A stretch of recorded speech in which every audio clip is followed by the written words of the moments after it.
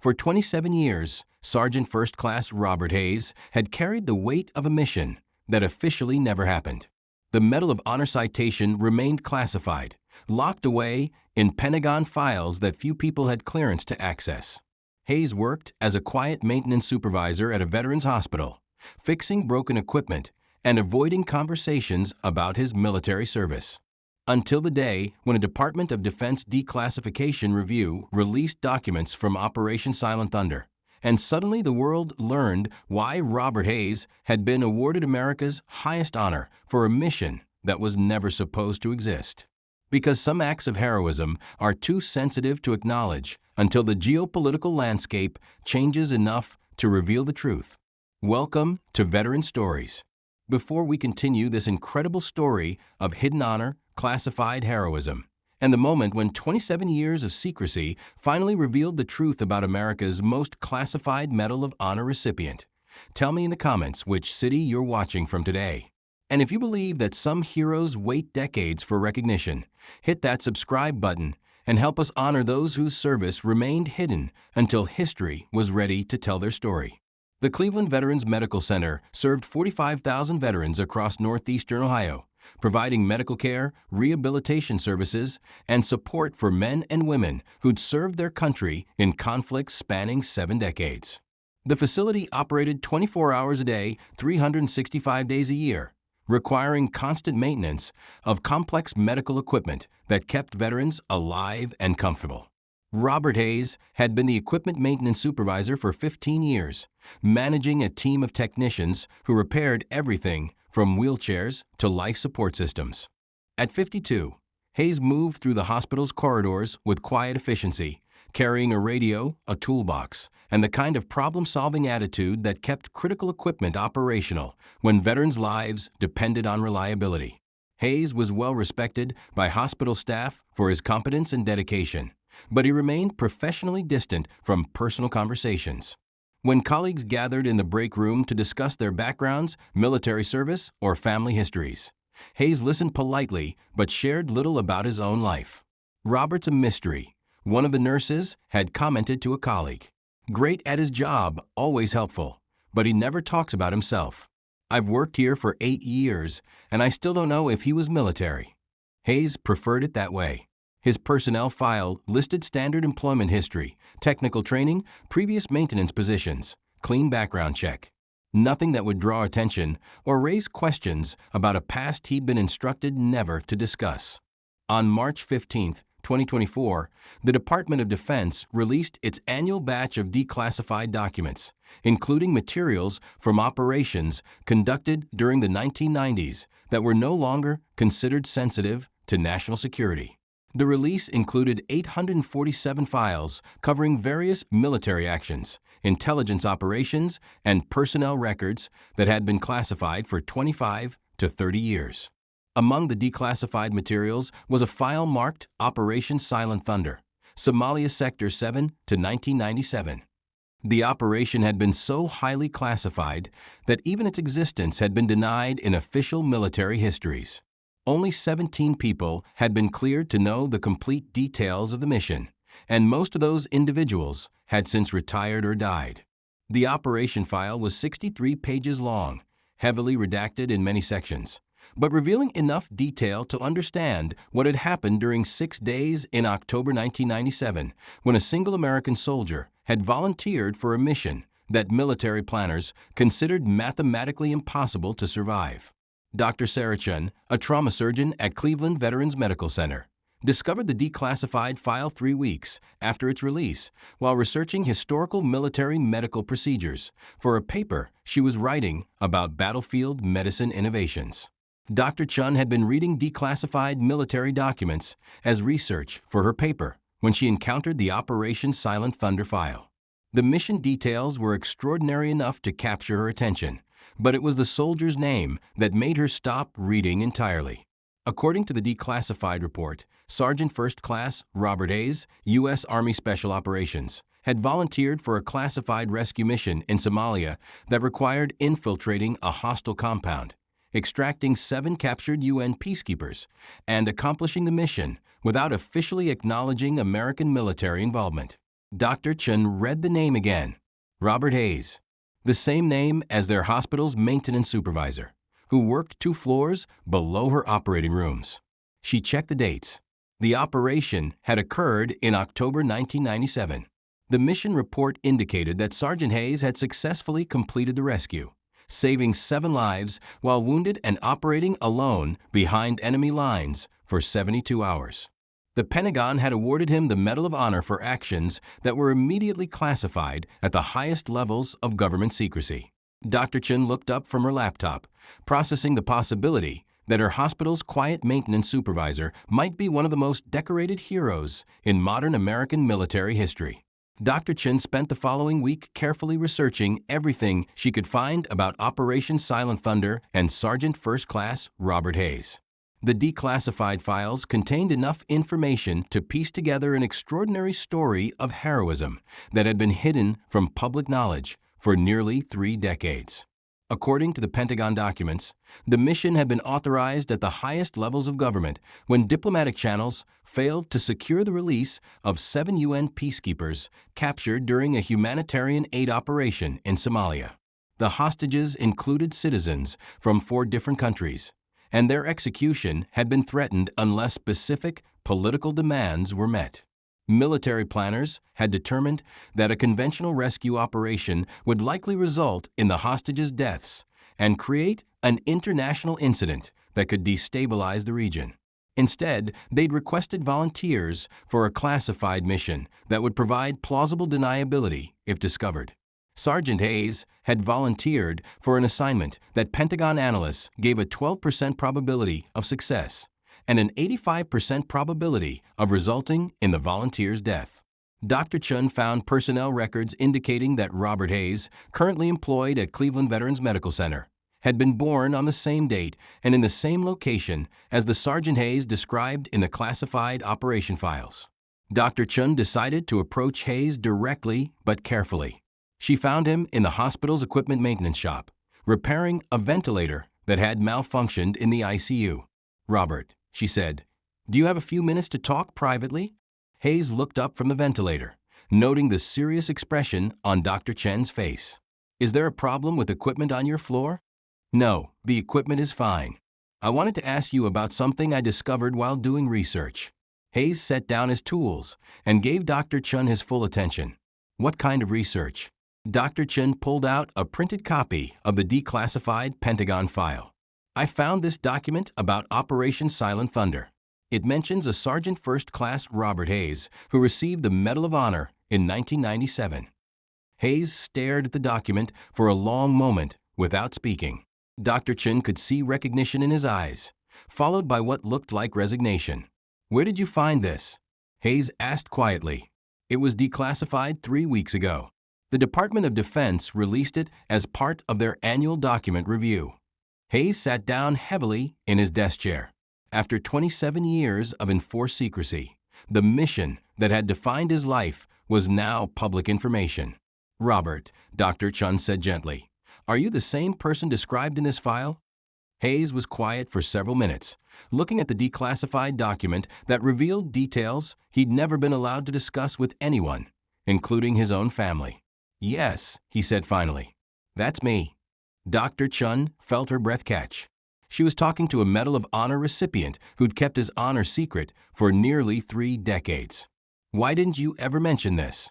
"The Medal of Honor is the highest military decoration in the country." Hayes looked around his maintenance shop, the workbench covered with medical equipment, the tool cabinets organized with military precision, the quiet space where he'd found purpose serving fellow veterans without recognition or fanfare. "Because," Hayes said, "I was ordered never to discuss the mission or the medal. The operation was classified at levels that most people never hear about. Even the citation ceremony was classified. Only 12 people attended, and most of them are dead now." Dr. Chun sat down across from Hayes, beginning to understand the burden he'd carried for so many years. What was the mission? Hayes looked at the declassified file, seeing details in print that he'd only been allowed to remember privately. 7 UN peacekeepers were captured during a humanitarian operation in Somalia. Their execution was scheduled for October 15, 1997. Diplomatic efforts had failed. A conventional military rescue would have resulted in the hostages' deaths and created an international crisis. So they sent you? They asked for volunteers for a classified mission with minimal probability of success. I volunteered.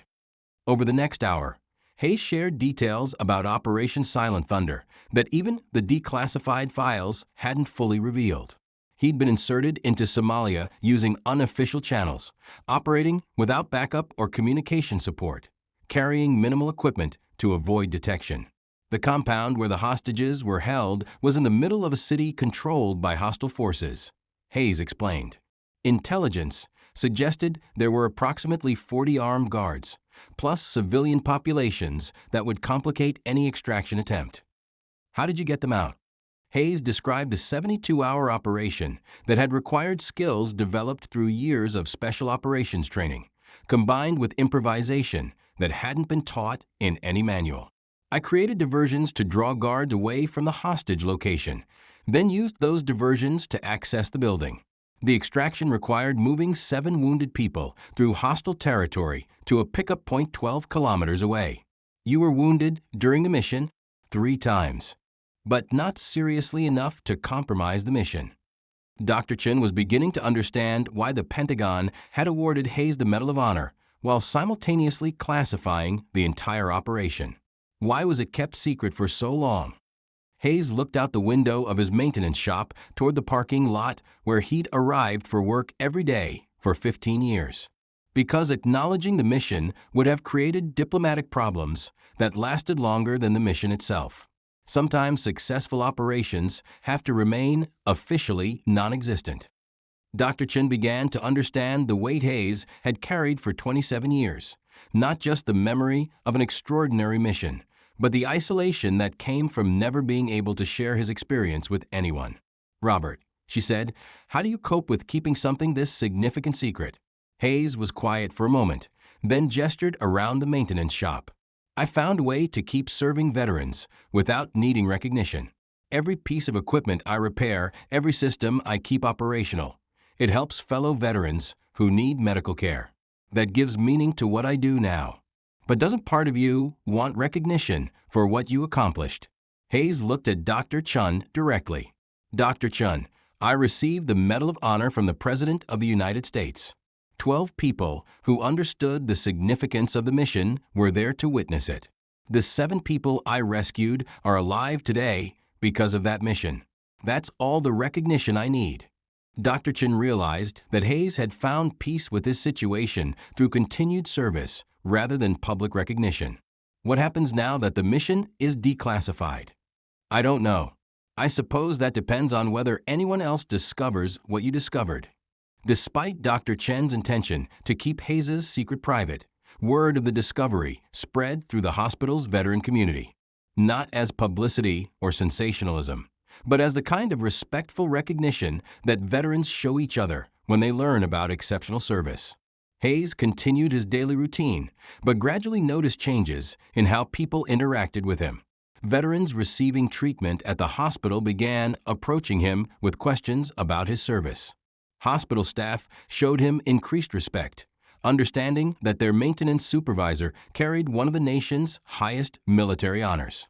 Hayes accepted these changes professionally, but insisted on maintaining focus on his work rather than his military background.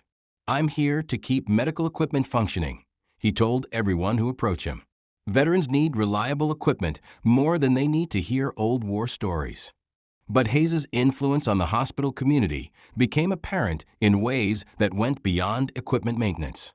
Veterans who'd struggled with their own service-related issues found in Hayes an example of how military experience could be channeled into meaningful civilian contribution.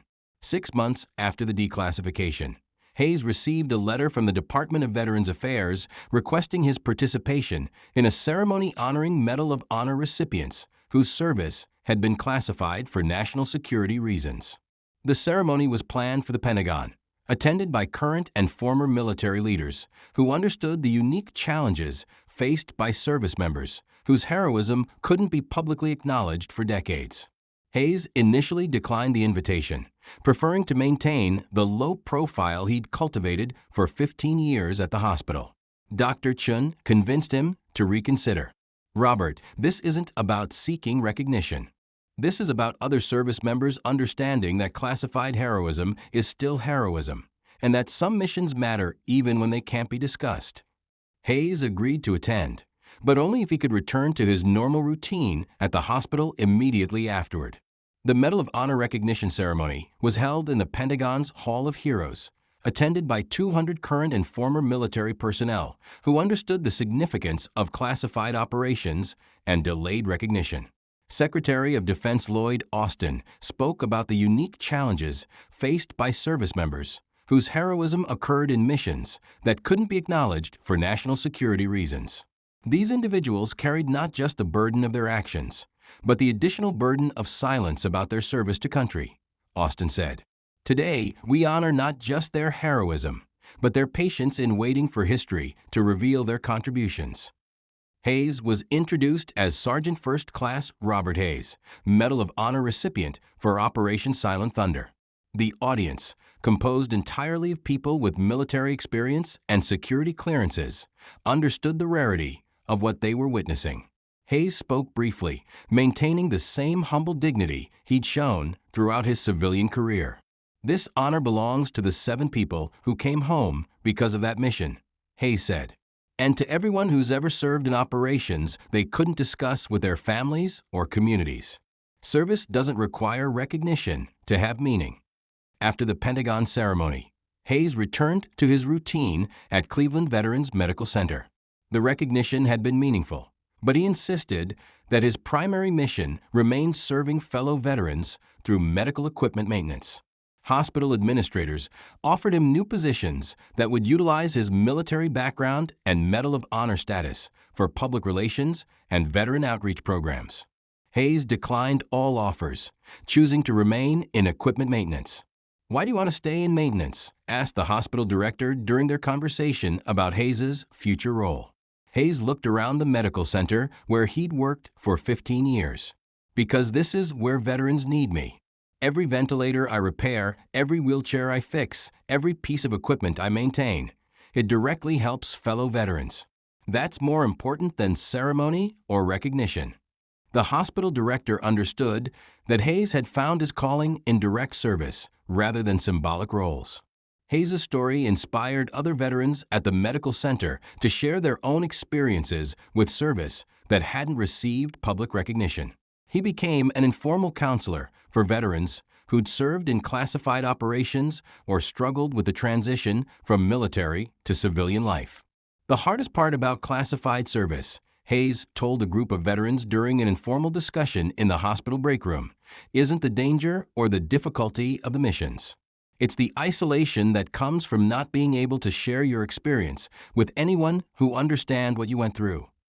"How do you deal with that isolation?" asked a veteran who'd served in special operations. "By finding ways to keep serving that give your life meaning, regardless of whether anyone knows about your previous service. The mission changes, but the purpose of service continues." Hayes' approach influenced veteran support programs at the medical center, emphasizing meaningful contribution over recognition or status. 2 years after the declassification of Operation Silent Thunder, Hayes continued his work at Cleveland Veterans Medical Center. Now 54, he maintained the same dedication to equipment maintenance while serving as an informal mentor to veterans who needed guidance transitioning to civilian service. His story had become part of the medical center's culture, not as a celebrity case, but as an example of how military service could continue in different forms throughout a veteran's life. "What Hayes taught us," said Dr. Chun during a presentation about veteran employment, "is that heroism isn't limited to dramatic moments. It continues through daily service that helps other people, even when that service receives no recognition." Hayes' influence extended beyond the hospital. Military veterans throughout Ohio learned about the Medal of Honor recipient who'd chosen equipment maintenance over public recognition, inspiring others to find meaningful service in civilian careers. 5 years after declassification, Hayes reflected on how his life had changed since Operation Silent Thunder became public knowledge. The recognition had been meaningful, but it hadn't altered his fundamental approach to daily service. The mission was classified for 27 years. Hayes told a documentary crew filming a piece about delayed military recognition.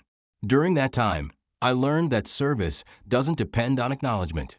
It depends on finding ways to help other people, regardless of whether they know about your qualifications or background.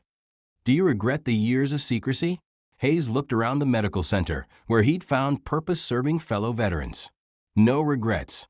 Those 27 years taught me that the most important recognition comes from knowing you're making a difference in people's lives. Everything else is secondary. 7 years after declassification, Hayes received one final honor that meant more to him than the Pentagon ceremony.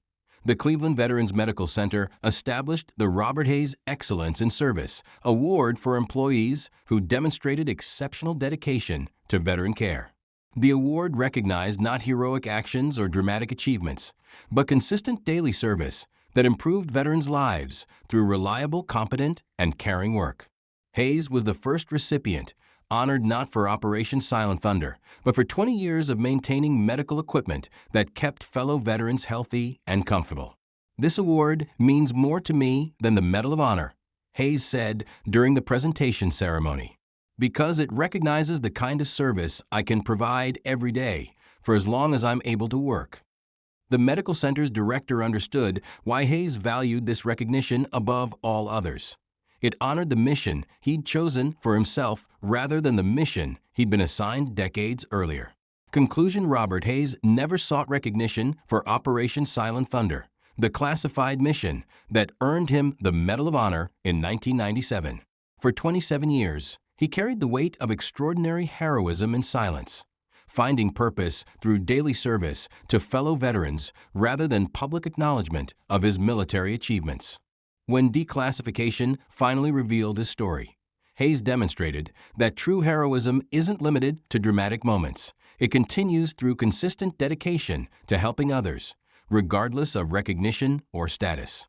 His story reminds us that some of the nation's greatest heroes work quietly among us, carrying extraordinary experiences while focusing on ordinary service that makes extraordinary differences in people's lives. Hayes showed that the values learned through military service, duty, honor, selfless service, can be expressed just as meaningfully through maintaining medical equipment as through classified operations behind enemy lines. So now I ask you, have you ever encountered someone whose quiet dedication suggested experiences and achievements they never discussed?